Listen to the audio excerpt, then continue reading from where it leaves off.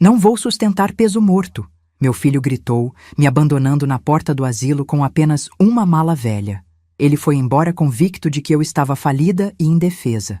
No dia seguinte, ele voltou. Não para me visitar, mas para me obrigar a assinar a venda da minha casa. Foi quando ele travou na calçada. Eu não estava chorando num canto. Eu estava entrando em uma limusine blindada. Quando ele viu o brasão dourado na porta do carro, ele caiu de joelhos na calçada. Meu nome é Débora. Tenho 64 anos. Tudo começou há 7 anos, quando Marcelo casou com Michele. Meu filho tinha 35 anos e eu estava feliz porque achava que ele finalmente tinha encontrado alguém. Eu sempre vivi de forma simples. Fui criada assim. Quando meu marido morreu há 10 anos, ele me deixou confortável. Marcelo sabia que eu tinha dinheiro. Achava que eu vivia de uma pensão de 50 mil reais e de alguns aluguéis de kitnetes velhas. Nunca quis saber mais do que isso. Hoje eu sou dona de 63% das ações da França e Almeida Holdings, uma empresa que administra participações em 13 negócios diferentes. Uma parte de mim sempre desconfiou que se as pessoas soubessem o quanto eu realmente tenho, elas iam me tratar diferente. Iam querer alguma coisa de mim, e eu estava certa. Depois que Michele entrou na vida de Marcelo, tudo mudou. As visitas foram ficando cada vez mais raras. Ele só aparecia quando precisava de dinheiro emprestado. 10 mil para reformar o banheiro, 20 mil para trocar de carro, 50 mil para uma viagem para a Europa. Eu sempre ajudava. Comecei a perceber que meu filho estava mudando, ficando mais frio, mais calculista, mais cruel. Quando eu ligava, ele atendia com pressa, dizendo que estava ocupado. Quando eu ia até o apartamento deles levar um bolo que eu tinha feito, Michele abria a porta com cara de nojo. Uma vez ela disse na minha frente: Marcelo, sua mãe trouxe aquelas coisas de pobre de novo. Aquelas coisas de pobre eram o bolo de cenoura que meu filho adorava quando era criança. 3 meses atrás, Marcelo apareceu aqui em casa sem avisar. Era uma quinta-feira à tarde. Entrou direto, sentou no sofá e disse: Mãe, precisamos conversar sobre seu futuro. Ele disse que eu estava velha demais para morar sozinha. Disse que a casa era grande demais para uma pessoa só. Disse que ele tinha encontrado uma clínica de repouso muito boa e que eu devia ir para lá enquanto eles vendiam minha casa. O dinheiro da venda ia pagar a clínica. Eu olhei para o meu filho e não conseguia acreditar. Marcelo, eu não vou vender minha casa. Eu não vou para clínica nenhuma. Eu estou bem. Eu estou saudável. Ele ficou vermelho. Bateu a mão na mesa de centro. Você está sendo egoísta. E eu? E Michele? A gente não aguenta mais a preocupação. Mandei ele ir embora. Ele saiu batendo a porta. Achei que tinha acabado ali. Mas era só o começo. Uma semana depois ele voltou. Dessa vez com Michele. Os dois entraram aqui como uma tempestade. Michele foi direto revirar meus armários procurando os documentos da casa. Eu gritei para ela parar. Marcelo me segurou pelos ombros. Me sacudiu, gritou na minha cara que eu estava ficando confusa, que eu não sabia mais o que era melhor para mim. Michele encontrou a escritura da casa. Ela pegou o papel, leu em voz alta e sorriu. 2,5 milhões, ela disse. Dá para pagar a clínica dela por uns 5 anos e ainda sobra um bom dinheiro para a gente. Para a gente. Nem tentou esconder. Eu arranquei a escritura da mão dela. Expulsei os dois da minha casa. Marcelo saiu gritando que eu ia me arrepender. Naquela noite eu liguei para Carmen. Ela é minha melhor amiga há 40 anos. Foi madrinha de casamento de Marcelo. Ela veio correndo. Ficou até de madrugada me consolando. Insistiu que eu procurasse Dr. Daniel, o advogado que cuida dos negócios da holding há 23 anos. Mas eu ainda tinha esperança. Ainda achava que Marcelo ia se acalmar. 2 semanas de silêncio. Eu achei que Marcelo tinha desistido. Foi numa terça-feira de manhã. Eu estava tomando café quando ouvi a chave girando na fechadura. Eu tinha dado uma cópia da chave para Marcelo anos atrás, para emergências. Nunca imaginei que ele ia usar contra mim. Ele entrou com uma mala na mão. Minha mala. Foi direto para o meu quarto e começou a jogar roupas dentro dela. Eu corri atrás dele gritando, perguntando o que ele estava fazendo. Ele não respondeu. Pegou alguns documentos, meu remédio de pressão, meu celular, fechou a mala e me puxou pelo braço até a porta. Eu gritei, chorei, implorei. Marcelo, pelo amor de Deus, o que você está fazendo? Ele me arrastou até o carro. Michele estava no banco de trás mexendo no celular, completamente indiferente. Ele me empurrou para dentro e saiu em disparada. Eu chorava sem parar. Perguntava onde estávamos indo. Ele não respondia. Michele suspirou irritada e disse: "Para de chorar. Você vai ver que é para o seu bem." Depois de 40 minutos, Marcelo parou em frente a um prédio velho na Zona Leste. Tinha uma placa: Lar São Vicente, residência para idosos. O lugar era horrível. Pintura descascada, janelas sujas, um cheiro forte que chegava até a calçada. Ele me tirou do carro à força. Eu me debati. Gritei por socorro. Ninguém ajudou. Michele ficou no carro com cara de nojo. Marcelo me levou até a recepção arrastada. A moça olhou para mim com pena, mas não disse nada. Marcelo começou a falar como se eu não estivesse ali. "Minha mãe está com demência. Ela não sabe mais o que fala. Não deem ouvidos se ela tentar sair. Eu sou o responsável legal agora. Aqui estão os documentos."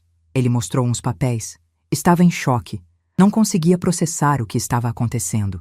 A recepcionista pegou os papéis e fez Marcelo assinar umas coisas.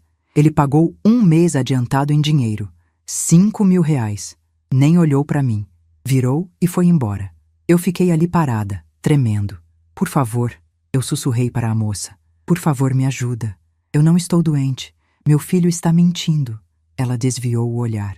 "Desculpa, dona Débora, mas o seu filho trouxe todos os documentos certinhos. A gente não pode fazer nada." Uma auxiliar me levou até um quarto no 2º andar. O corredor cheirava a remédio misturado com urina. Tinha velhinhas sentadas em cadeiras de rodas pelos cantos, algumas babando, outras dormindo. Uma delas gritava um nome sem parar. O quarto era minúsculo. Tinha 3 camas. 2 já estavam ocupadas. A auxiliar colocou minha mala ao lado da cama vazia e disse: "Essa é a sua cama. O banheiro é compartilhado no fim do corredor. Se precisar de alguma coisa, aperta o botão ali." E me deixou sozinha. Sentei na cama e chorei. Chorei até não ter mais lágrimas. Não conseguia acreditar. Eu estava presa num lugar horrível, por causa do meu próprio filho. Naquela primeira noite eu não dormi. Fiquei olhando para o teto, ouvindo os roncos da minha companheira de quarto, ouvindo os gritos vindos do corredor. Pensei em como criei Marcelo sozinha, em como trabalhei duro para dar a melhor educação para ele, em como sacrifiquei meus sonhos pelos sonhos dele. E agora estava ali, trancada num asilo como se eu fosse lixo. Mas no 2º dia, no meio da minha agonia, alguma coisa dentro de mim começou a mudar. A tristeza foi dando lugar à raiva, uma raiva fria, calculada. Marcelo achou que eu era uma velhinha indefesa. Achou que eu não tinha recursos para reagir. Achou que podia me descartar e ninguém ia fazer nada. Ele estava errado. No 3º dia consegui usar o telefone da recepção. Liguei para Carmen. Minhas mãos tremiam tanto que quase não consegui discar. Ela atendeu no 2º toque. "Débora, onde você está? Eu fui na sua casa e estava tudo fechado." Contei tudo. Carmen ficou em silêncio e então explodiu. "Esse monstro, eu vou te tirar daí agora." "Não", eu disse. E minha voz saiu firme pela primeira vez em 3 dias. "Não ainda. Primeiro eu preciso que você ligue para Dr. Daniel. Preciso entender o que Marcelo está planejando. Preciso saber até onde ele vai. Então, a gente age." Carmen hesitou. "Você tem certeza?" "Eu tenho certeza. Liga para o Dr. Daniel. Conta tudo." 2 horas depois o telefone tocou. Era Dr. Daniel. A voz dele estava trêmula de raiva. "Débora, eu não consigo acreditar. O Marcelo fez o quê?" Contei tudo de novo. Dr. Daniel ficou em silêncio por um momento. Quando voltou a falar, a voz dele estava controlada, perigosa. "Débora, eu vou te tirar daí hoje mesmo e vou destruir esse menino." "Daniel, espera. Antes de agir, eu preciso saber o que ele está planejando. Preciso de provas. Você tem como investigar ele?" Ele ficou em silêncio. "Você quer esperar? Você está presa ilegalmente. Eu quero que quando a gente agir, seja definitivo. Eu quero que não sobre nada dele. Você entende?" Ele entendeu. "Vou contratar um investigador e vou preparar tudo para quando você estiver pronta." "Obrigada, Daniel." Desliguei e voltei para aquele quarto minúsculo. Mas alguma coisa tinha mudado. Eu não estava mais apenas sobrevivendo. Estava planejando. No 4º dia, recebi uma visita. Rafael Filho, 51 anos, ex-policial federal, investigador particular. Dr. Daniel tinha mandado ele se passando por assistente social. Ele conseguiu entrar no meu quarto. Rafael era sério, com olhos que pareciam enxergar através das pessoas. Sentou ao lado da minha cama e foi direto ao ponto. Dona Débora, Dr. Daniel me contou tudo. Vou descobrir o que seu filho está planejando. Vou segui-lo. Vou instalar escutas se for necessário. E vou encontrar tudo que ele está escondendo. Porque homens que fazem o que ele fez sempre estão escondendo alguma coisa. Quanto tempo você precisa? Me dê uma semana. Uma semana e eu trago tudo o que você precisa para destruí-lo. Assenti. Rafael apertou minha mão e saiu. Aquela semana foi a mais longa da minha vida. Mas eu aguentei. Porque agora eu tinha um propósito. Cada humilhação estava me dando munição.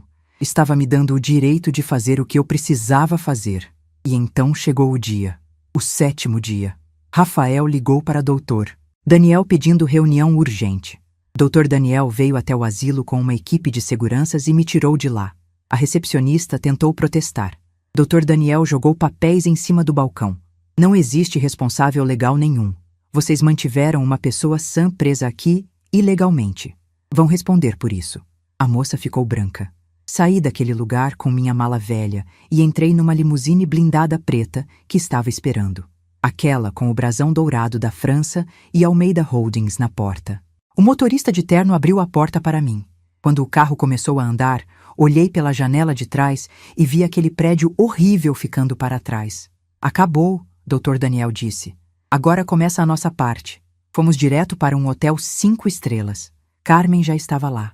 Quando me viu, ela me abraçou tão forte que quase não consegui respirar. Nunca mais. Eu prometo. Depois do banho mais longo da minha vida, sentei com Dr. Daniel e Rafael para ouvir o que tinham descoberto. Rafael tinha seguido Marcelo durante 7 dias.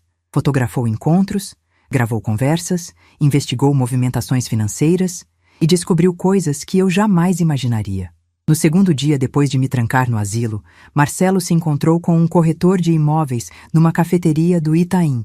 Rafael fotografou os dois analisando a escritura da minha casa. Escutou Marcelo dizendo: "Minha mãe está internada. Eu preciso vender essa casa rápido. Quanto você consegue por ela?" O corretor examinou e disse: "Consigo fácil 2,5 milhões, talvez até 3. Marcelo sorriu. Aquele sorriso que eu conhecia tão bem. Rafael instalou escutas no carro de Marcelo. Gravou conversas dele com Michele, planejando a vida nova. Michele já estava escolhendo móveis, já tinha visitado apartamentos maiores, já estava planejando viagem para Paris. Com o meu dinheiro. Mas Rafael descobriu mais. Muito mais. Marcelo estava desviando dinheiro dos clientes do escritório onde trabalhava. Pequenas quantias que somavam quase 150 mil reais nos últimos 8 meses. E tinha mais. Marcelo tinha dívidas. Muitas dívidas. 400 mil reais com agiotas. Ele tinha perdido tudo em apostas esportivas online. Estava desesperado. Os agiotas estavam cobrando, ameaçando. Foi por isso que ele decidiu me trancar naquele asilo. Ele precisava de dinheiro rápido. E a solução mais fácil era roubar minha casa. Dr. Daniel terminou de explicar. "Débora, eu tenho tudo documentado. Todas as provas. Posso entrar com representação criminal amanhã mesmo." Eu respirei fundo. Ainda não. Tem uma coisa que eu preciso fazer primeiro. Eu preciso olhar nos olhos dele. Preciso que ele saiba quem eu realmente sou. Na manhã seguinte, liguei para Marcelo. Ele atendeu no 3º toque. Sua voz estava tensa. "Mãe, onde você está? O asilo me ligou dizendo que você saiu." "Eu estou em casa, Marcelo. E se você quiser conversar, é só vir aqui. Eu vou aí agora. Você não tem noção do que fez." Desliguei. Olhei para Carmen. "Ele vem vindo. 15 minutos." Carmen segurou minha mão. "Você está pronta?" Olhei para a pasta preta em cima da mesa. A pasta que Dr. Daniel tinha preparado com todas as provas. "Estou pronta." Quando ouvi o carro dele parando, meu coração disparou. A campainha tocou insistentemente. Respirei fundo. Abri. Marcelo entrou como um furacão. Estava vermelho, suando. "Você é louca. Como você teve coragem de sair daquele lugar? Eu sou seu responsável." Eu não disse nada. Só olhei para ele. Ele continuou gritando.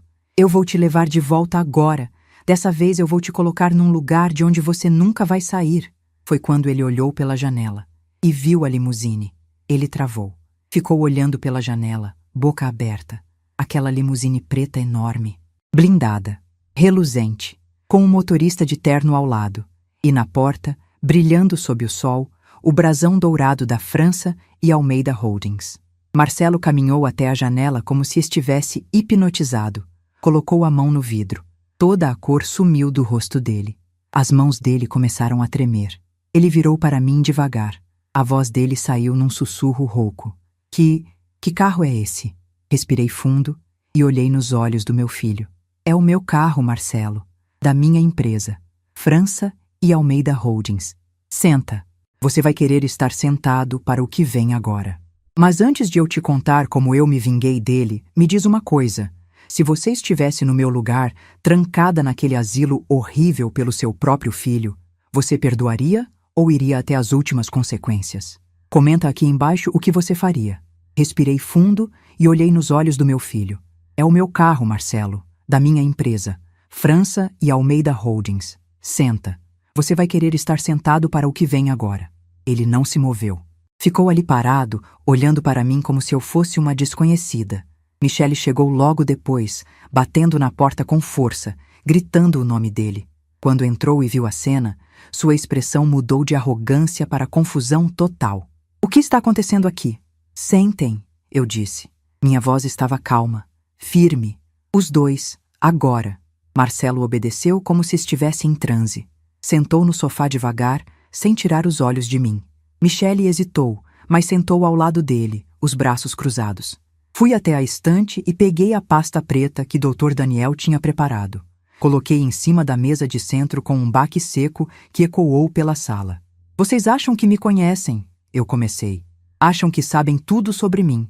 A velhinha simples que mora numa casa antiga, que dirige um carro velho, que vive de uma pensãozinha. Vocês não sabem nada. Abri a pasta devagar. Tirei o primeiro documento. O contrato social da França e Almeida Holdings. Coloquei na mesa. Seu pai não era apenas um advogado tributarista, Marcelo. Ele era sócio de uma holding que administra 13 negócios diferentes. Quando ele morreu, ele me deixou 63% das ações. Peguei a lista de participações societárias. Li em voz alta, devagar. Farmácia Santana, 82 lojas. Shopping Araguaia, Shopping Jardim Azul. Distribuidora Almeida, com faturamento anual de 120 milhões de reais. Pausei. E eu sou a maior acionista de tudo isso. Michele pegou o documento com mãos trêmulas. Seus olhos percorriam as palavras sem acreditar. Isso não pode ser verdade. Tirei os extratos bancários. 3 meses de movimentação. Coloquei na mesa um por um. 380 mil reais. Todo mês. Há 10 anos. Essa é a minha distribuição de dividendos mensal. Empurrei os papéis na direção deles. Pode conferir. Banco, agência, conta, tudo está aí. Marcelo pegou os extratos. Suas mãos tremiam tanto que os papéis balançavam. Ele olhou os números. 1 vez, 2 vezes, 3 vezes. A cor do rosto dele passou de branco para cinza. Gotas de suor escorreram pela testa dele. Mãe, a voz dele saiu quebrada. Você tem... Todo esse tempo você teve... Todo esse tempo eu tive dinheiro, Marcelo. Muito dinheiro. E você nunca quis saber. Nunca perguntou sobre os negócios do seu pai. Minha voz estava controlada. Você achou que eu era uma velha pobre e indefesa. Achou que podia me descartar, me trancar num asilo horrível, roubar minha casa, e ninguém ia fazer nada. Michele soltou os papéis e se levantou. Seu rosto estava vermelho. Marcelo, você me disse que sua mãe não tinha nada. Você me garantiu. Marcelo não respondeu. Estava olhando fixo para os extratos. Ainda tem mais, eu disse. Minha voz estava fria agora. Porque vocês não foram apenas cruéis. Vocês foram burros. Burros o suficiente para deixar rastros. Tirei as fotos da pasta. Uma por uma. A primeira. Marcelo na cafeteria do Itaim, com o corretor de imóveis, analisando a escritura da minha casa. Isso foi tirado 3 dias depois de você me trancar no asilo. Segunda foto. Michele numa loja de móveis, apontando para uma sala de jantar caríssima, sorrindo. Essa é você escolhendo os móveis que ia comprar com o dinheiro da venda da minha casa. Michele ficou branca. Como você...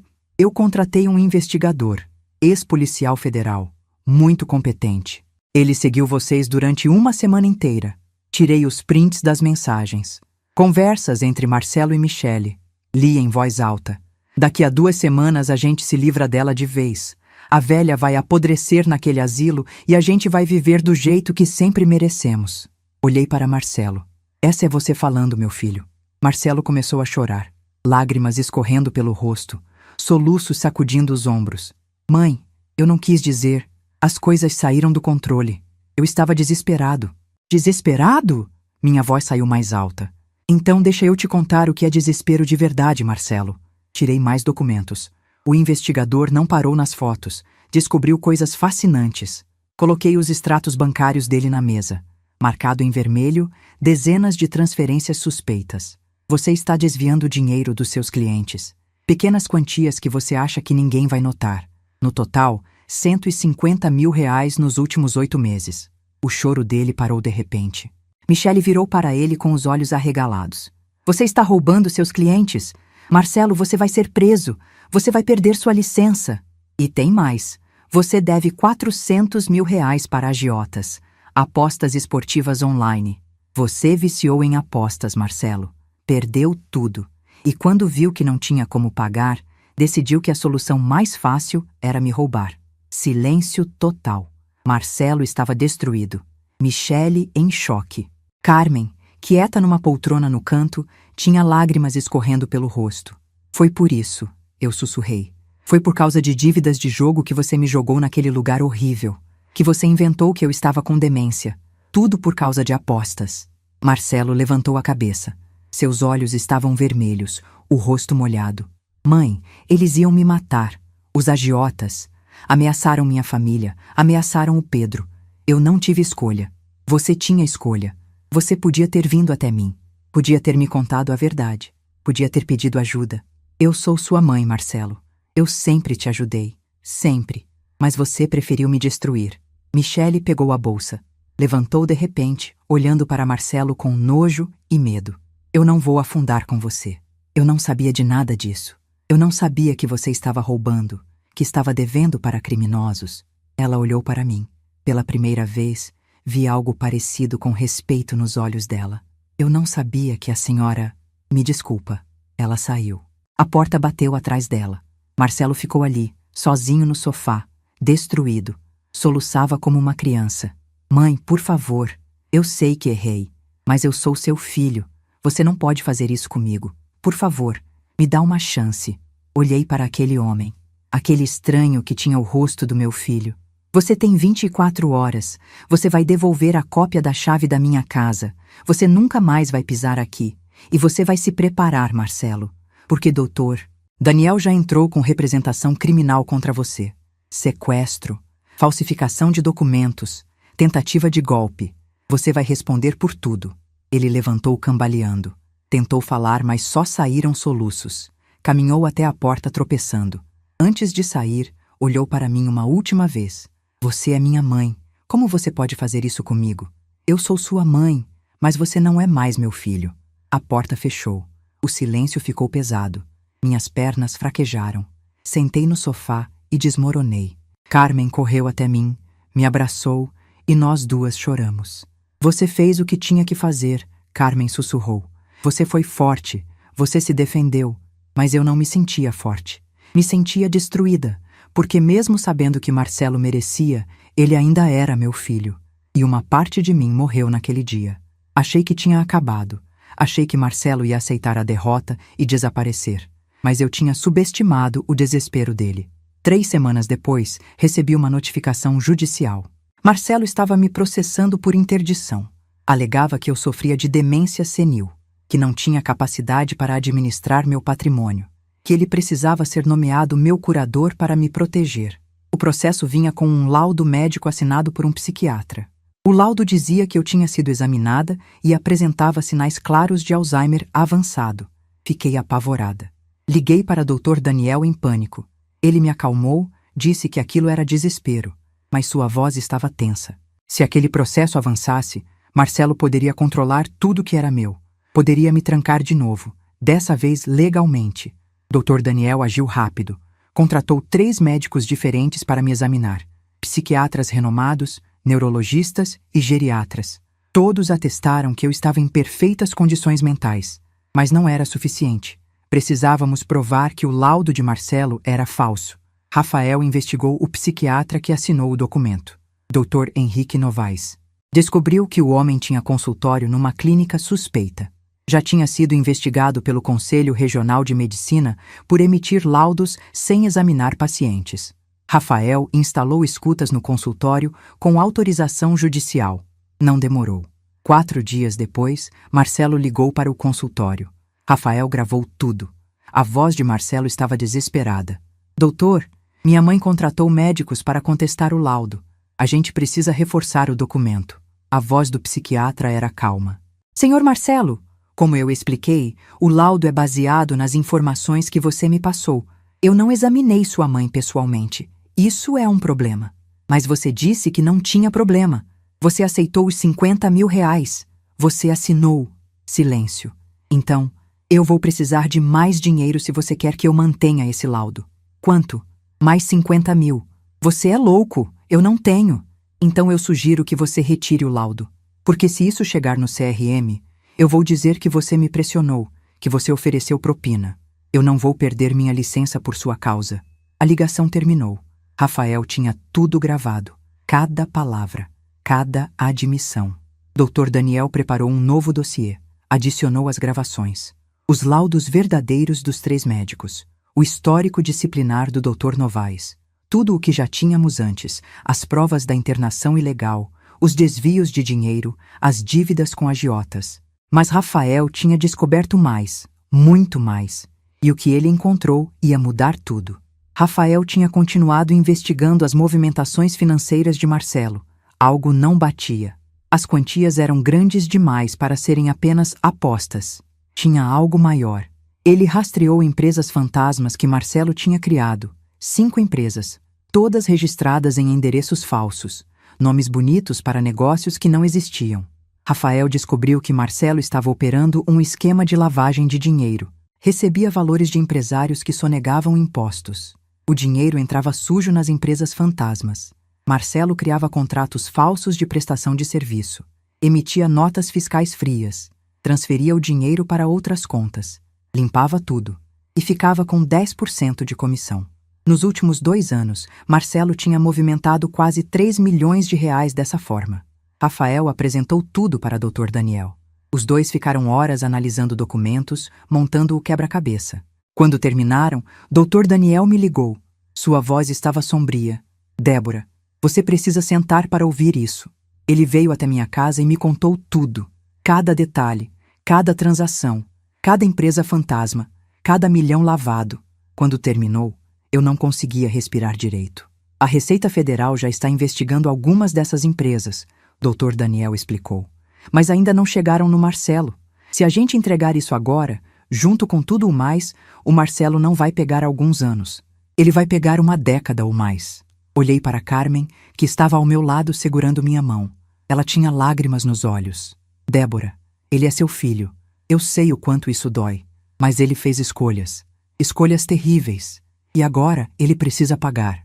Eu sei, mas isso vai destruir ele completamente. Ele tentou acabar com a sua. Dr. Daniel disse suavemente. Ele te trancou num asilo. Te tratou como lixo. Tentou te roubar. Forjou documentos médicos. E agora está tentando te interditar para continuar te roubando. Débora, ele não vai parar. Nunca. A não ser que a gente o faça parar. Fechei os olhos. Respirei fundo. Quando abri os olhos, eu sabia o que tinha que fazer. Então entrega tudo. Para a polícia. Para a Receita. Para o Ministério Público. Eu não vou mais proteger ele. Dr. Daniel assentiu. A audiência de interdição é daqui a 2 semanas. Vou apresentar tudo lá. Na frente do juiz. Na frente de todo mundo. O Marcelo vai cair e não vai levantar nunca mais. As 2 semanas seguintes foram as mais difíceis da minha vida. Eu sabia o que estava por vir. Sabia que ia acabar com meu filho. E mesmo sabendo que ele merecia, a dor era insuportável. Carmen não saiu do meu lado. Dr. Daniel vinha todos os dias com atualizações. Rafael continuava investigando, encontrando mais provas. E então aconteceu algo que me partiu o coração em milhões de pedaços. Era um sábado de tarde. Eu estava no quintal quando ouvi a campainha. Fui atender e quase caí quando vi quem estava na porta. Pedro, meu neto, 8 anos, sozinho. Vovó! Ele gritou e se jogou nos meus braços, chorando desesperadamente. Abracei meu neto com força. Pedro! Meu amor! O que você está fazendo aqui? Como você chegou aqui? Eu fugi, vovó. Peguei dinheiro do cofrinho e vim de ônibus. O papai disse que você está doente. Disse que você não lembra mais de mim. Disse que eu não posso te ver porque você é perigosa. Mas eu não acreditei. Você lembra de mim, né, vovó? Ajoelhei na frente dele. Segurei o rostinho dele. Olhei nos olhinhos castanhos dele. Eu lembro de você, meu amor. Eu lembro de tudo. Do seu aniversário, das suas comidas favoritas, das histórias que eu conto.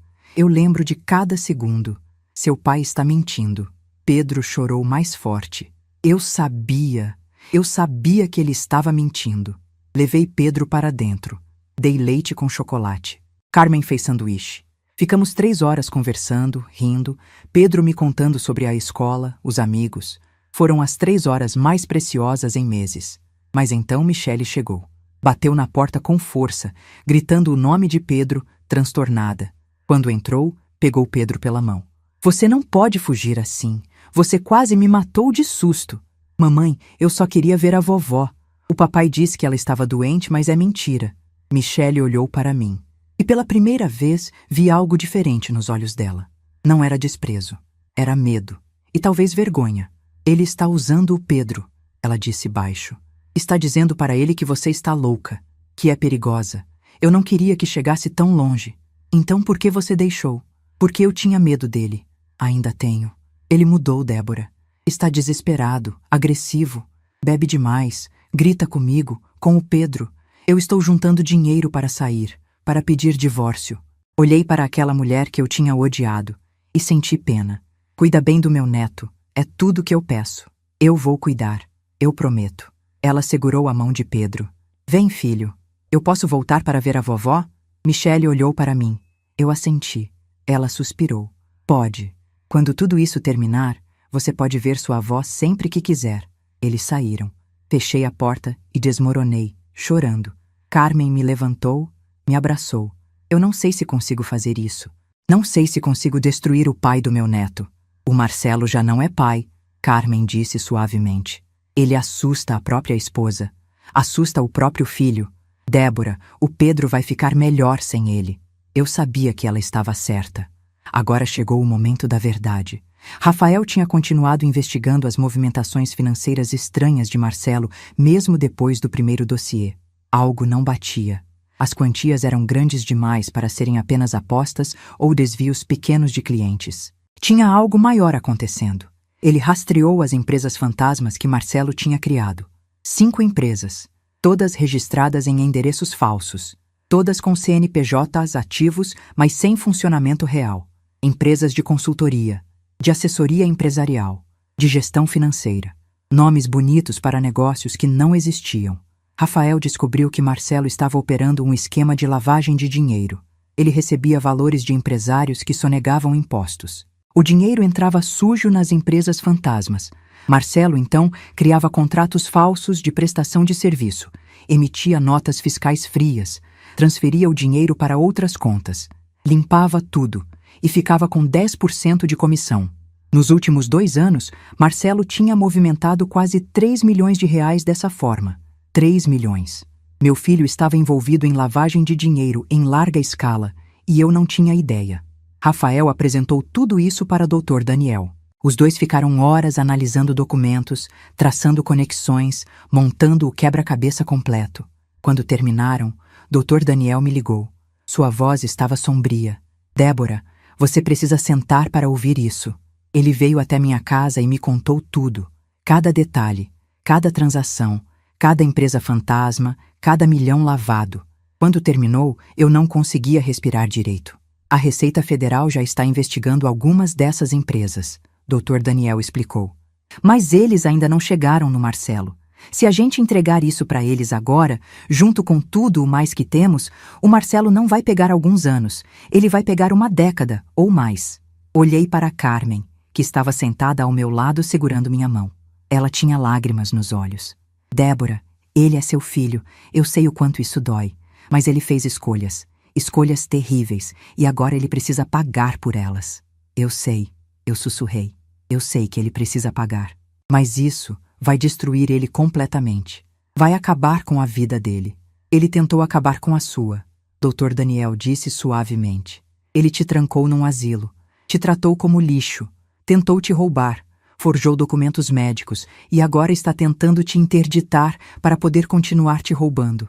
Débora, ele não vai parar. Nunca. A não ser que a gente o faça parar. Fechei os olhos. Respirei fundo. Quando abri os olhos de novo, eu sabia o que tinha que fazer. Então entrega tudo. Para a polícia. Para a Receita. Para o Ministério Público. Para quem precisar receber. Eu não vou mais proteger ele. Dr. Daniel assentiu. A audiência de interdição é daqui a 2 semanas. Vou apresentar tudo lá. Na frente do juiz. Na frente de todo mundo. O Marcelo vai cair e não vai levantar nunca mais.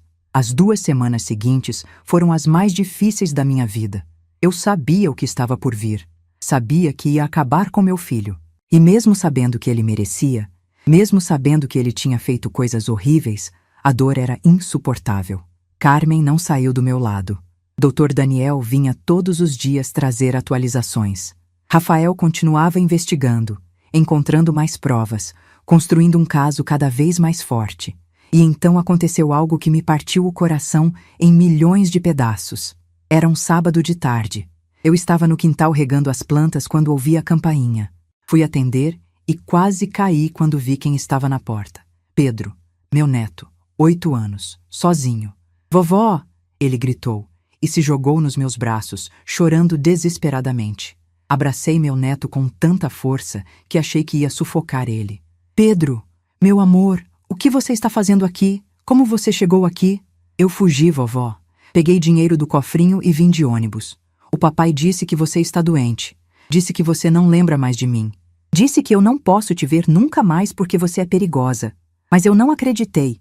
Você lembra de mim, né, vovó? Você não esqueceu de mim? Ajoelhei na frente dele. Segurei o rostinho dele com as 2 mãos. Olhei nos olhinhos castanhos dele, que eram iguaizinhos aos do avô que ele nunca conheceu. Eu lembro de você, meu amor. Eu lembro de tudo. Do seu aniversário, das suas comidas favoritas, das histórias que eu conto para você dormir. Eu lembro de cada segundo que a gente passou junto. Seu pai está mentindo. Ele está mentindo sobre muitas coisas. Pedro chorou mais forte. Eu sabia que ele estava mentindo. O papai só mente agora, vovó. Ele mente para todo mundo, para a mamãe, para mim, para todo mundo. E ele grita muito. Ele quebrou coisas. A mamãe fica com medo dele. Levei Pedro para dentro. Dei leite com chocolate para ele. Carmen fez sanduíche. Ficamos às 3 horas conversando, rindo, Pedro me contando sobre a escola, sobre os amigos, sobre os desenhos que ele gosta. Foram as 3 horas mais preciosas que tive em meses. Mas então Michele chegou. Ela bateu na porta com força, gritando o nome de Pedro, transtornada. Quando abri, ela entrou como um furacão, pegou Pedro pela mão. Você não pode fugir assim. Você quase me matou de susto. Eu achei que tinha acontecido algo horrível com você. Mamãe, eu só queria ver a vovó. O papai disse que ela estava doente, mas é mentira. A vovó está bem. O papai que está mentindo. Michele olhou para mim. E pela primeira vez, desde que eu conheci aquela mulher, vi algo diferente nos olhos dela. Não era desprezo. Não era arrogância. Era medo. E talvez um pouco de vergonha. Ele está usando o Pedro, ela disse baixo, como se não quisesse que o menino ouvisse. Está dizendo para ele que você está louca, que é perigosa, que não reconhece ninguém. Eu não queria que chegasse tão longe assim. Então, por que você deixou? Eu perguntei. Minha voz estava cansada, sem raiva, só cansada, porque eu tinha medo dele. Ainda tenho. Ele mudou, Débora. Nos últimos meses ele mudou completamente. Está desesperado, agressivo, bebe demais, grita comigo, com o Pedro. Eu estou juntando dinheiro para sair, para pedir divórcio, mas ainda não tenho o suficiente para um advogado bom. Olhei para aquela mulher que eu tinha odiado por tanto tempo e senti pena dela. Cuida bem do meu neto. É tudo que eu peço. Eu vou cuidar. Eu prometo. Ela segurou a mão de Pedro. Vem, filho. A gente precisa ir. Eu posso voltar para ver a vovó? Pedro perguntou com aqueles olhos enormes cheios de esperança. Michele olhou para mim. Eu assenti. Ela suspirou. Pode. Quando tudo isso terminar, você pode ver sua avó sempre que quiser. Eles saíram. Fechei a porta e desmoronei no chão, chorando. Carmen me levantou, me levou até o sofá, me abraçou enquanto eu soluçava. Eu não sei se consigo fazer isso. Eu chorei. Eu não sei se consigo destruir o pai do meu neto, deixar o Pedro sem pai. O Marcelo já não é pai, Carmen disse suavemente. Ele assusta a própria esposa, assusta o próprio filho, mente para eles, usa eles. Débora, o Pedro vai ficar melhor sem ele. E você sabe disso. Eu sabia. No fundo do meu coração, eu sabia que ela estava certa. Chegou o dia da audiência. Acordei às 5 da manhã, incapaz de dormir. Vesti meu melhor conjunto. Carmen penteou meu cabelo. Dr. Daniel chegou às 8 com uma equipe de 3 advogados. No carro, a caminho do fórum, Dr. Daniel repassou tudo comigo. Débora, você vai subir ao estande para depor. Vai responder perguntas. O advogado do Marcelo vai tentar te confundir, te fazer parecer instável. Mas você só precisa ser você mesma, responder com calma, mostrar que está perfeitamente lúcida. E se eu travar? E se eu não conseguir falar? Você vai conseguir. Eu conheço você há 23 anos, Débora. Você é a mulher mais forte que eu conheço. Você vai conseguir. Chegamos ao fórum às 9h30. A audiência estava marcada para as 10. Quando entramos na sala, Marcelo já estava lá com o advogado dele. Um homem alto, de terno caro, cara de poucos amigos. Marcelo olhou para mim. Nossos olhos se encontraram por um segundo. Vi desespero ali. E ódio. E algo mais que não consegui identificar. Laura estava lá também. A primeira esposa de Marcelo. Ela tinha vindo como testemunha. Quando me viu, ela veio até mim e me abraçou. Você vai vencer isso, ela sussurrou. Eu vou te ajudar. O juiz entrou. Todo mundo levantou. A audiência começou. O advogado de Marcelo começou apresentando o caso. Falou sobre minha suposta demência, sobre minha incapacidade de administrar meus bens, sobre o perigo que eu representava para mim mesma. Apresentou o laudo do Dr. Novaes, lendo trechos em voz alta. A periciada apresenta sinais claros de demência do tipo Alzheimer, perda significativa de memória recente, confusão temporal e espacial, incapacidade de realizar tarefas complexas, risco elevado para si e para terceiros. O juiz ouvia em silêncio, fazendo anotações. Então foi a nossa vez. Doutor. Daniel levantou e começou a demolir tudo.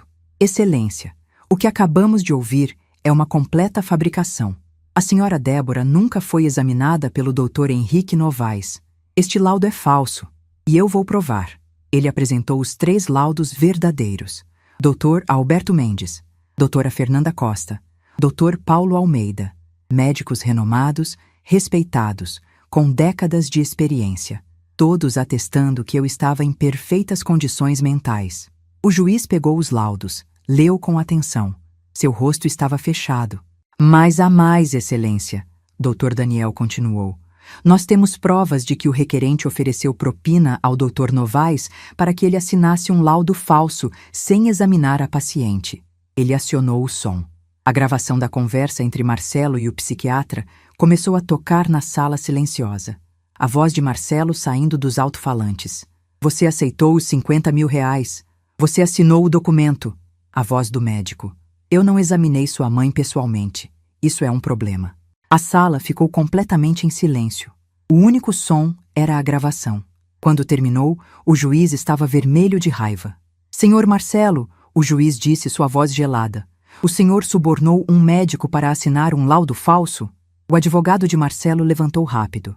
Excelência, essa gravação foi obtida ilegalmente. Não pode ser. Foi obtida com autorização judicial. Dr. Daniel interrompeu, apresentando o documento. Tudo foi feito dentro da lei. O juiz olhou para Marcelo com uma expressão que fez meu estômago revirar. Mesmo sabendo tudo que meu filho tinha feito, ver aquele olhar de absoluto desprezo direcionado a ele me doeu. Mas Dr. Daniel não tinha terminado, nem de longe. Excelência, há mais coisas que o tribunal precisa saber sobre o requerente. Ele começou a apresentar os outros documentos, um por um, metódico, impiedoso, as provas da internação ilegal, os documentos médicos falsos que Marcelo apresentou no asilo, as fotos dele planejando vender minha casa, os prints das mensagens entre ele e Michele, os desvios de dinheiro dos clientes do escritório, 150 mil reais, nomes, datas, valores exatos, as dívidas com agiotas, R$ 400 mil em apostas online. E então veio o golpe final, o dossiê sobre a lavagem de dinheiro. Dr. Daniel apresentou tudo. As 5 empresas fantasmas, os contratos falsos, as notas fiscais frias, as transferências suspeitas, os R$ 3 milhões movimentados ilegalmente em 2 anos. A sala estava em silêncio absoluto. O advogado de Marcelo tinha a boca aberta, chocado. Aparentemente, nem ele sabia de tudo isso. Marcelo estava branco como papel, tremendo, suando. O juiz olhava os documentos com uma expressão de incredulidade crescente. Quando o Dr. Daniel terminou, o silêncio durou quase 1 minuto inteiro. Senhor Marcelo, o juiz finalmente disse, sua voz carregada de nojo. Em 30 anos de carreira, essa é uma das coisas mais repugnantes que já vi neste tribunal. Ele virou para mim. Senhora Débora, a senhora tem algo a declarar? Me levantei com pernas trêmulas. Sim, Excelência. Eu quero dizer que sou uma mulher de 64 anos. Estou em perfeitas condições mentais e físicas.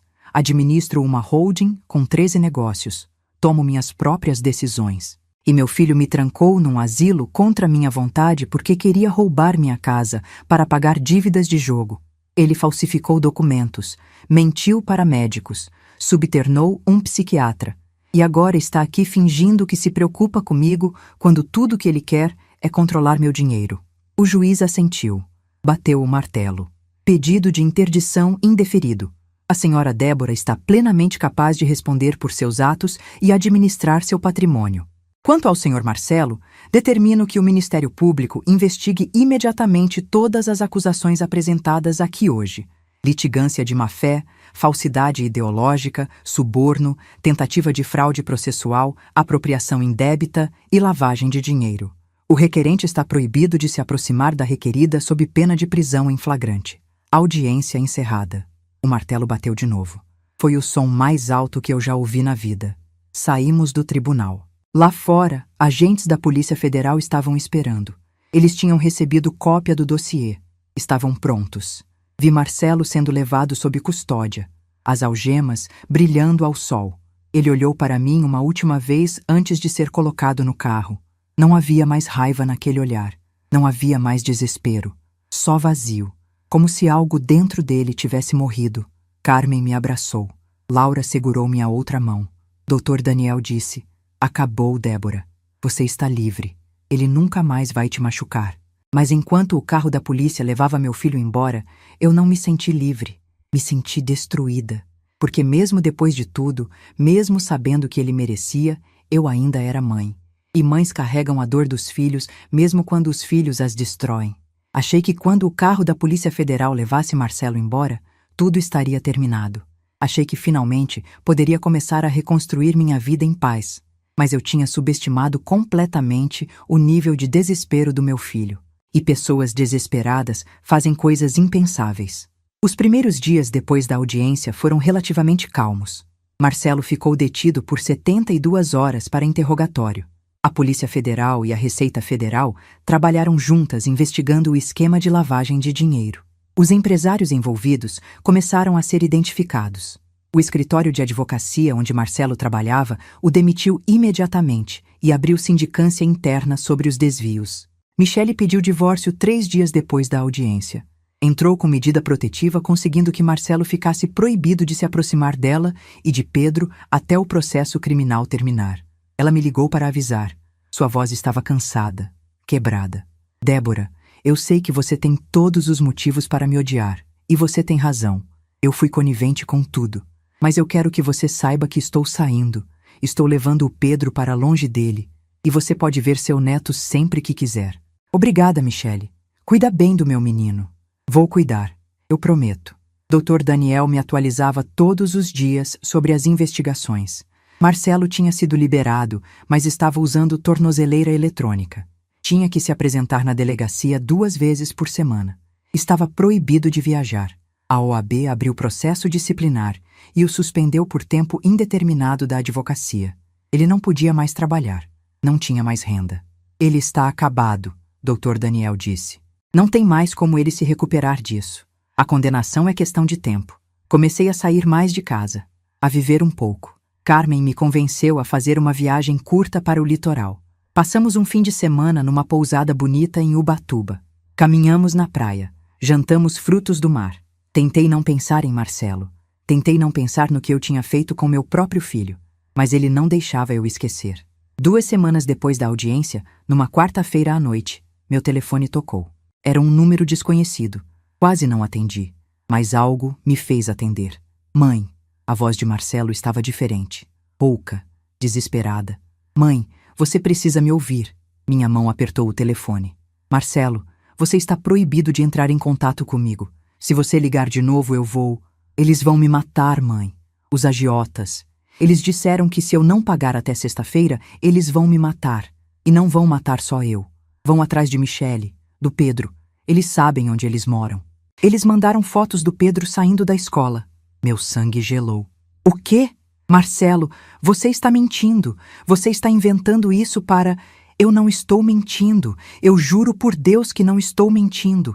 Eles mandaram mensagem hoje de manhã, fotos do Pedro no portão da escola, com a legenda Menino Bonito. Mãe, eu preciso de 400 mil reais até sexta. Senão eu perco tudo. Eu perco meu filho. Minha cabeça girava. Marcelo, eu não vou te dar dinheiro. Você já tentou me destruir uma vez. Você acha que eu vou cair de novo? Mãe, eles vão matar meu filho. Ele estava gritando agora, chorando. Você pode me odiar. Você tem todo o direito de me odiar. Mas o Pedro não tem culpa de nada. Por favor, eu imploro. Salva meu filho. Desliguei tremendo. Liguei imediatamente para Michele. Michele, o Marcelo me ligou dizendo que agiotas estão ameaçando o Pedro. Você recebeu alguma ameaça? Silêncio do outro lado. Então, recebi, esta manhã, fotos do Pedro saindo da escola. Com mensagens horríveis. Débora, eu estou apavorada. Já fui na polícia, mas eles disseram que não podem fazer nada sem provas concretas. Eu tirei o Pedro da escola. Estamos escondidas na casa da minha mãe. Meu mundo desmoronou. Não era mentira. Era real. Liguei para Dr. Daniel em pânico. Ele veio até minha casa imediatamente. Trouxe Rafael junto. Rafael, você consegue descobrir quem são esses agiotas? Eu perguntei. Posso tentar. Mas Débora, esses caras não brincam. Se eles estão ameaçando a criança, eles são perigosos de verdade. Eu não me importo com o Marcelo, eu disse, minha voz firme, apesar do medo. Mas meu neto não vai pagar pelos erros do pai. Você encontra esses homens, e eu pago a dívida. Mas quero garantias de que eles nunca mais vão ameaçar minha família. Rafael assentiu. Vou precisar de 48 horas. Você tem 24. Rafael trabalhou a noite toda. Rastreou as mensagens enviadas para Michele. Conseguiu identificar o número. Descobriu que era de um homem chamado Gilberto Ramos, conhecido nas ruas como Gil da Moto, agiota que operava na Zona Norte. Tinha antecedentes por extorsão e ameaça. Perigoso. Rafael conseguiu marcar um encontro. Disse que representava uma cliente que queria quitar a dívida de Marcelo. Gil aceitou encontrar numa lanchonete na Brasilândia. Dr. Daniel não queria que eu fosse.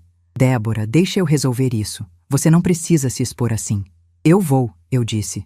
Eu preciso olhar nos olhos desse homem. Preciso ter certeza de que ele vai deixar meu neto em paz.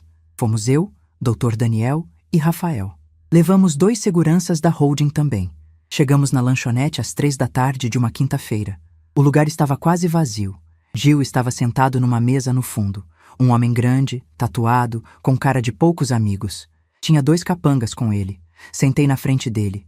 Coloquei uma pasta em cima da mesa. Você está ameaçando meu neto. Uma criança de 8 anos. Isso para. Gil sorriu. Um sorriso sem humor. A senhora é a mãe do Marcelo? Ele falou de você.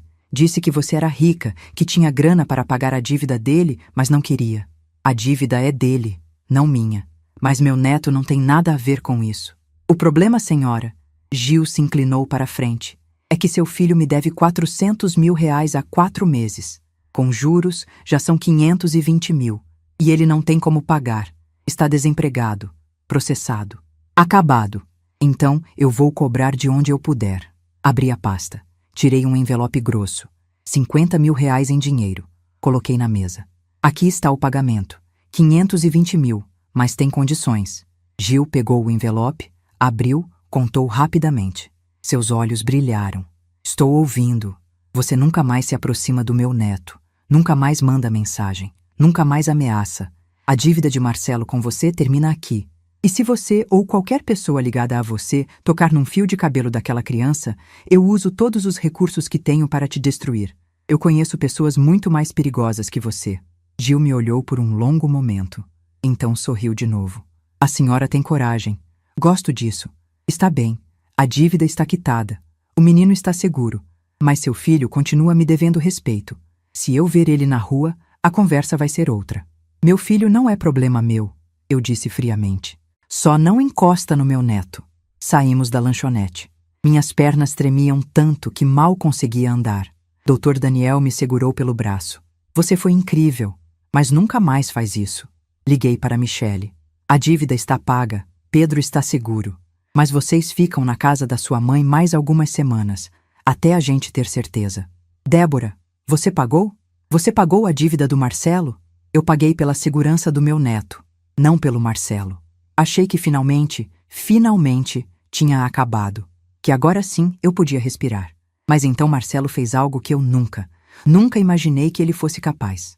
3 dias depois de eu pagar a dívida, recebi uma ligação de Dr. Daniel. Sua voz estava tensa de uma forma que me assustou. Débora, o Marcelo entrou com uma ação contra você. Ele está te processando por abandono de incapaz. Está alegando que você é obrigada a sustentá-lo porque ele é seu filho e está em situação de vulnerabilidade. Está pedindo pensão alimentícia de R$50 mil por mês. Fiquei em silêncio por um longo momento. Então comecei a rir.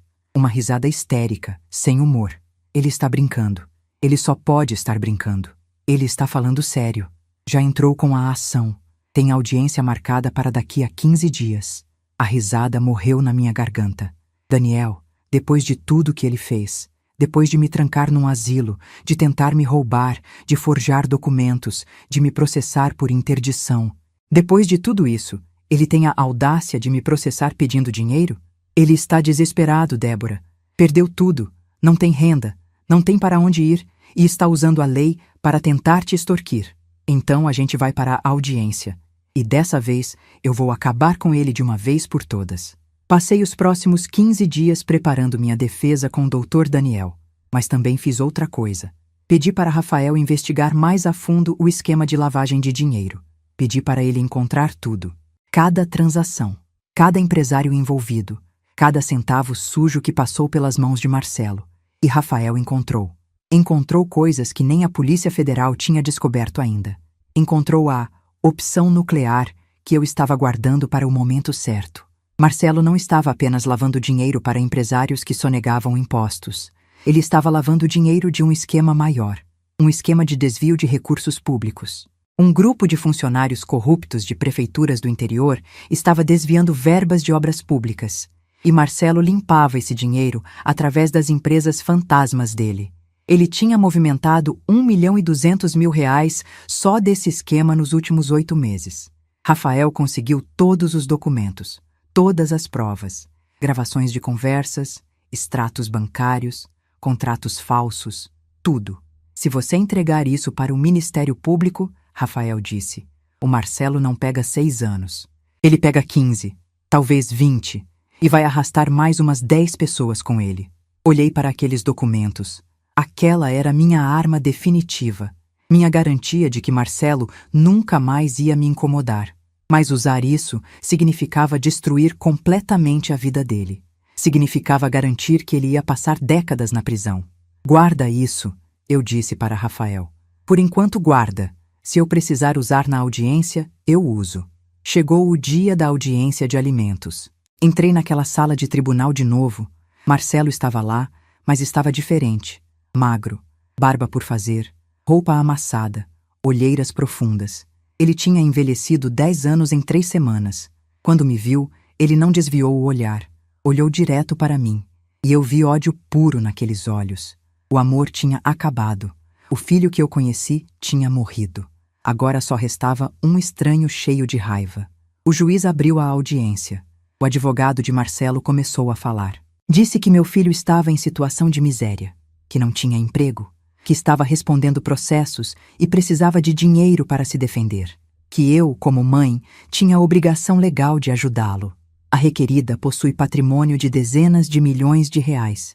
R$ 50.000 por mês não representam nada para ela, mas para meu cliente representam a diferença entre sobreviver ou morrer na rua. Então foi nossa vez. Dr. Daniel se levantou e começou a falar com uma frieza que eu nunca tinha visto nele. Excelência, o requerente não está em situação de vulnerabilidade por azar ou por circunstâncias além do controle dele. Ele está nessa situação porque cometeu diversos delitos graves. Ele abriu uma pasta. Ele trancou a própria mãe num asilo contra a vontade dela. Falsificou documentos médicos, tentou roubar a casa dela. Subternou um psiquiatra para conseguir um laudo falso, desviou dinheiro de clientes, apostou R$ 400.000 em jogos, lavou quase R$ 3 milhões para criminosos. Ele pausou, olhou para Marcelo. E agora, depois de tudo isso, ele tem a audácia de vir aqui pedir que a vítima dele o sustente. O juiz ouvia em silêncio, folheando os documentos que Dr. Daniel tinha apresentado. Mas há mais, Excelência, Dr. Daniel continuou, porque nós investigamos mais a fundo e descobrimos algo que nem a Polícia Federal sabe ainda. Ele colocou o dossiê novo em cima da mesa. O dossiê com as provas do desvio de recursos públicos. O requerente não lavava dinheiro apenas para empresários que sonegavam impostos. Ele lavava dinheiro desviado de obras públicas. Dinheiro que deveria ir para construir escolas, hospitais, creches. Dinheiro roubado do povo. R$ 1.200.000 nos últimos 8 meses. O silêncio na sala era ensurdecedor. O advogado de Marcelo ficou branco. Marcelo começou a tremer. E nós temos todas as provas, todas as transações, todas as conversas gravadas, todos os envolvidos identificados. Dr. Daniel virou para o juiz. Se Vossa Excelência achar que a senhora Débora tem alguma obrigação de sustentar esse homem depois de tudo que ele fez, nós vamos respeitar a decisão. Mas pedimos que esse novo dossiê seja imediatamente encaminhado ao Ministério Público para as devidas providências. O juiz pegou o dossiê, folheou devagar. Seu rosto foi ficando cada vez mais vermelho. Quando terminou, ele olhou para Marcelo com um desprezo absoluto. Senhor Marcelo, o senhor roubou dinheiro público, dinheiro que deveria ir para crianças, para doentes, para os mais necessitados, e agora vem aqui pedir pensão da mãe que o senhor tentou destruir? Ele bateu o martelo com força. Pedido negado. A senhora Débora não tem qualquer obrigação de sustentar o requerente. E determino que este dossiê seja imediatamente encaminhado ao Ministério Público Federal para investigação. Ele se virou para mim. Senhora Débora, a senhora está livre de qualquer obrigação em relação a esse homem. E eu, pessoalmente, peço desculpas pelo que a senhora passou. Saí daquela sala e não olhei para trás, mas ouvi. Ouvi Marcelo gritando meu nome, gritando que eu era monstro, que eu tinha destruído ele, que eu ia pagar por isso. Lá fora, agentes do Ministério Público já estavam esperando. Eles pegaram o dossiê, levaram Marcelo de novo. Dessa vez não ia ter liberdade provisória. Dessa vez ele ia ficar preso até o julgamento. Carmen me abraçou. Acabou de verdade agora. Acabou, Débora. E tinha acabado. Finalmente tinha acabado. Marcelo ficou preso preventivamente. A investigação do Ministério Público Federal foi rápida e devastadora. Em 3 semanas, eles tinham identificado todos os envolvidos no esquema de desvio de recursos públicos. 8 funcionários públicos, 3 empresários, todos foram presos. E todos apontaram Marcelo como o operador financeiro central do esquema. As acusações contra ele se multiplicaram. Lavagem de dinheiro, peculato, formação de quadrilha, corrupção ativa, falsidade ideológica, apropriação indébita. A lista parecia não ter fim. Dr. Daniel me mantinha informada de tudo. O Ministério Público está pedindo 22 anos de prisão. Com as agravantes, ele pode pegar até 30. 30 anos. Meu filho ia passar o resto da vida dele na prisão. Eu deveria sentir alívio. Deveria sentir justiça sendo feita. Mas tudo o que eu sentia era um vazio imenso no peito. Um buraco que nunca mais ia ser preenchido. Comecei terapia, 3 vezes por semana. Porque eu precisava entender como deixei as coisas chegarem tão longe. Como fui tão cega em relação ao meu próprio filho. Como relevei tantos sinais durante tantos anos. Você amava ele, minha terapeuta disse. E mães que amam sempre querem acreditar no melhor. Mas amor não significa aceitar abuso. Não significa se destruir para salvar quem não quer ser salvo. Carmen ficou comigo todos os dias. Me ajudou a reorganizar a casa, a voltar a viver, a encontrar pequenas alegrias nas coisas simples. Café da manhã no jardim, caminhadas no parque, visitas de Pedro nos fins de semana. Michele cumpriu a promessa. Todo sábado ela trazia Pedro para passar o dia comigo. Meu neto corria para meus braços rindo, me contando sobre a escola, os amigos, os desenhos novos. Ele nunca perguntava sobre o pai, e eu nunca oferecia informações. Mas um dia, depois de 3 meses, Pedro perguntou: Vovó, cadê o papai? Por que ele não vem me ver mais? Ajoelhei na frente dele. Segurei suas mãozinhas. Seu papai fez algumas coisas erradas, meu amor. Coisas muito sérias. E agora ele precisa pagar por essas coisas. Ele vai ficar longe por um tempo bem longo. Ele machucou você, né, vovó? A mamãe disse que ele foi mal com você. Lágrimas encheram meus olhos. Foi, meu amor. Ele foi muito mal comigo. Mas isso não é culpa sua. Nunca foi culpa sua. E eu sempre, sempre vou te amar. Pedro me abraçou forte. Eu também te amo, vovó. E eu não vou ser igual ao papai quando crescer. Eu prometo. Aquele abraço me curou um pouco. Me deu esperança de que nem tudo estava perdido. De que algo bom podia vir de tanta dor. O julgamento aconteceu 6 meses depois da prisão. Foi um circo midiático. Jornalistas na porta do fórum. Câmeras por todos os lados. O caso tinha virado notícia nacional. Advogado lavava milhões roubados de obras públicas e trancou a própria mãe em asilo para roubar sua casa. Eu não quis ir ao julgamento. Não conseguia. Mas Dr. Daniel foi.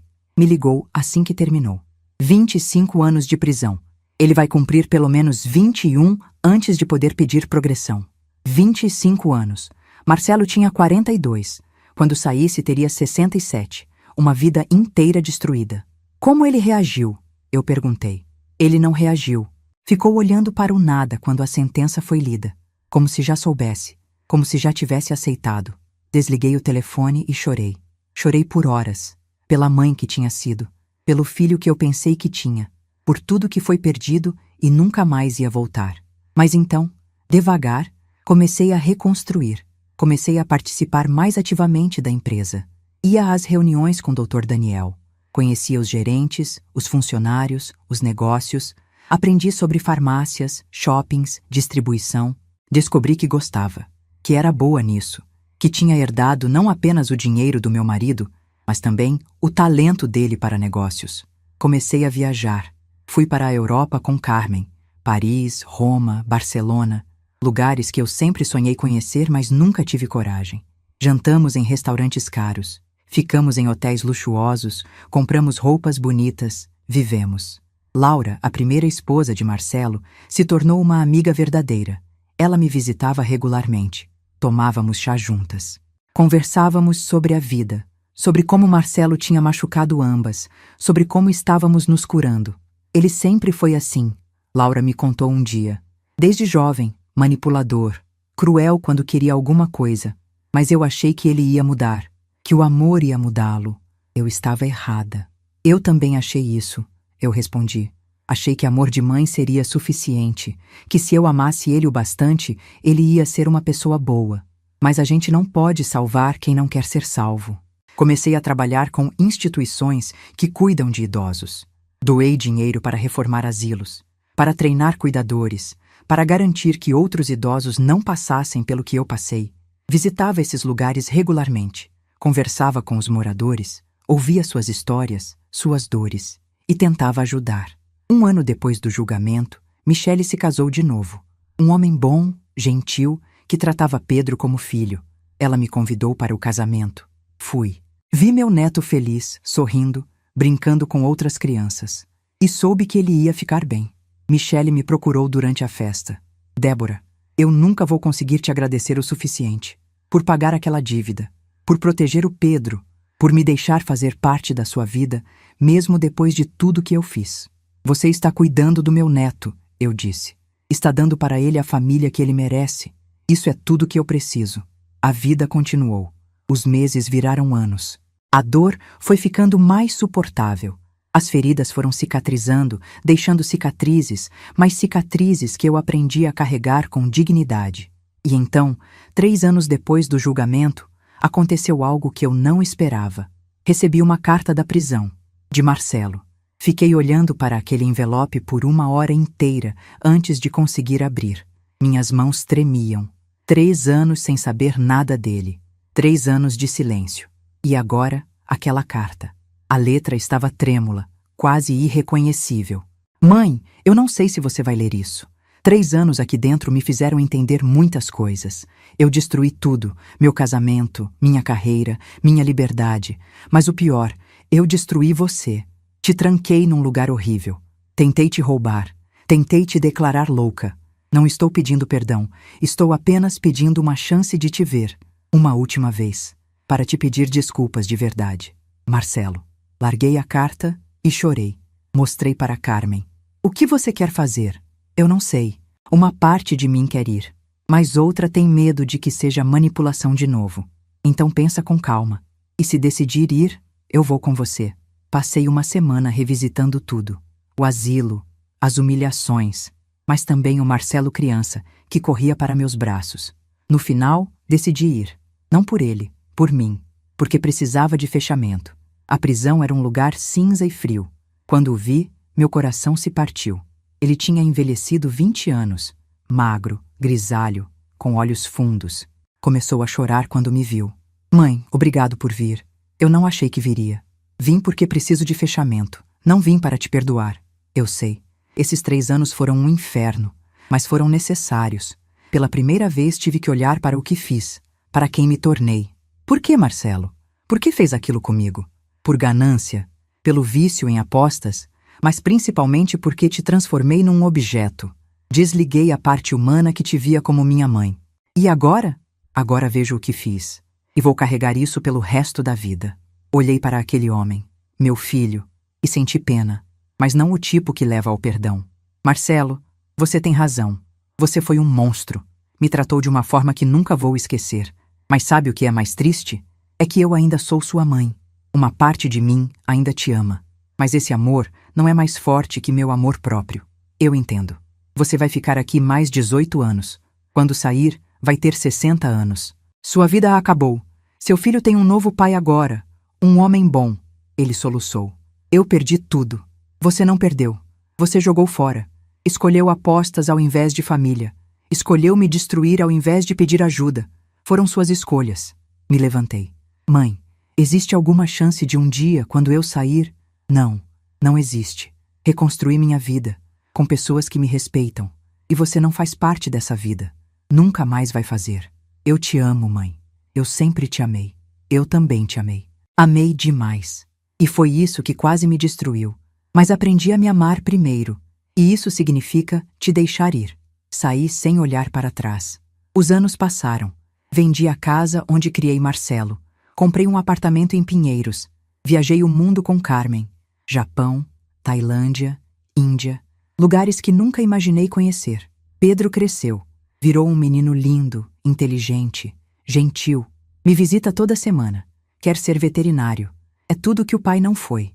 Na empresa, assumi papel ativo. A holding cresceu 40%. Criei uma fundação para ajudar idosos vulneráveis. A Fundação Débora Almeida. Reformamos 15 asilos, ajudamos 1.800 idosos. 6 anos depois, fiz 70 anos. Carmen organizou uma festa surpresa com 70 pessoas. Amigos, colegas, Pedro e Michele, Laura, Dr. Daniel, todos que me ajudaram a reconstruir. Percebi que tinha vencido, não porque destruí Marcelo, mas porque sobrevivi, porque transformei dor em força. Marcelo ainda tem 12 anos de prisão. Não sei o que será dele quando sair, mas não importa, porque estou livre. Livre da culpa, da dor, da necessidade de salvá-lo. Aprendi que família não é sangue, é respeito, cuidado, presença. Aprendi que proteger a si mesma não é egoísmo, é sobrevivência, é justiça, é amor próprio. E às vezes, a coisa mais amorosa que uma mãe pode fazer é deixar o filho arcar com as consequências das próprias escolhas, mesmo que isso signifique vê-lo cair, mesmo que signifique nunca mais abraçá-lo, porque no final, eu não sou apenas mãe. Sou Débora, sou mulher, sou empresária, sou sobrevivente, e minha vida vale tanto quanto a vida de qualquer outra pessoa. inclusive do meu filho. E isso, no final de tudo, é libertação. E você? O que você faria no meu lugar? Seu filho te trancou num asilo, tentou te roubar, forjou documentos. Você iria até o fim ou daria mais uma chance? Deixa aqui nos comentários. E se inscreve no canal para não perder o final dessa história. Aperta o sininho e já clica na próxima história que está passando na tela agora. Você não vai acreditar no que acontece.